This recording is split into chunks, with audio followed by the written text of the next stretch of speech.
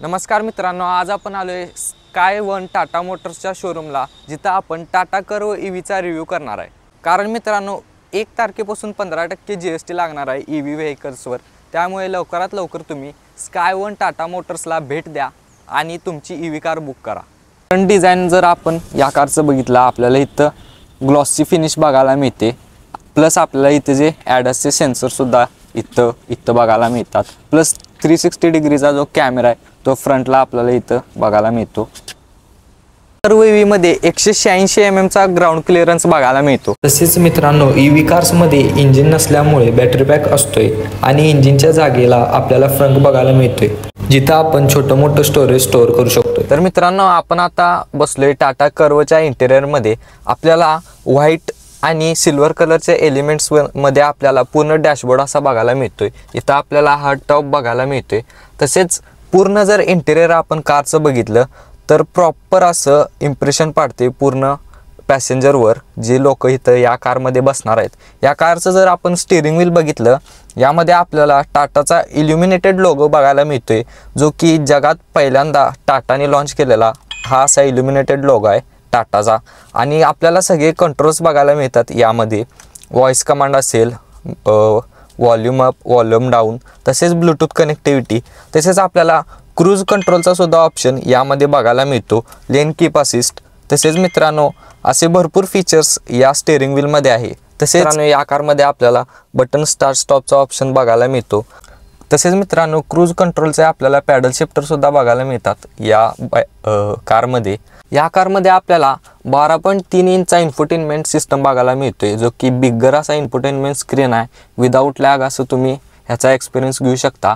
यामध्ये Apple CarPlay plus Android auto दोन्ही सुद्धा अवेलेबल आहे। तसेच आपण मॅप्स वगैरे सगळं यात कनेक्ट करू शकतोय।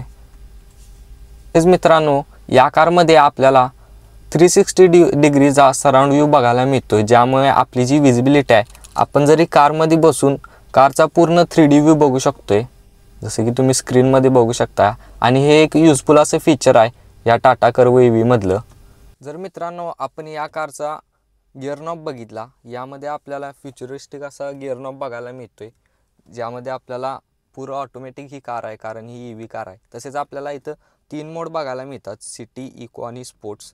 तसेच ऑटो होल्डचा सुद्धा ऑप्शन बघायला मिळतो आपल्याला या कारमध्ये। आणि हा पार्किंग इलेक्ट्रिक ब्रेक आहे म्हणजे। तसेच मित्रांनो आपल्याला इथं 12 वॉटचं चार्जरचं सॉकेटसुद्धा बघायला मिळतं।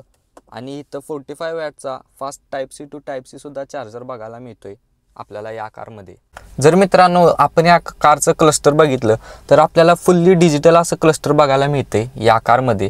आपण जर हा इंडिकेटर दिला तर आपण हा इकडचा व्ह्यू साईडचा पूर्णपणे बघू शकतोय। तसेच या कारमध्ये तुम्हाला या कारची एकदा स्पीकरची जी क्वालिटी आहे ती तुम्हाला दाखवतो। JBLचे स्पीकर या कारमध्ये आपल्याला बघायला मिळतात।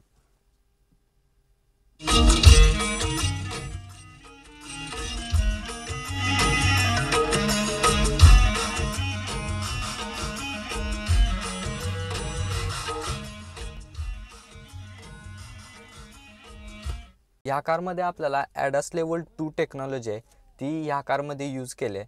ॲडस लेवल 2 मुळे ही कार जरी फास्ट स्पीडमध्ये असली आणि पुढे कोणतं जरी व्हेकल आलं तरी ती आपोआप स्टॉप होते, असे या कारमध्ये सिस्टम। तेच मित्रांनो टाटाने जे एरोडायनॅमिक्सवर काम केले या कारच्या, खरोखरच कौतुकास्पद आहे। कारण आपल्याला या कारमध्ये फ्लश डोअर हँडल्स बघायला मिळतात।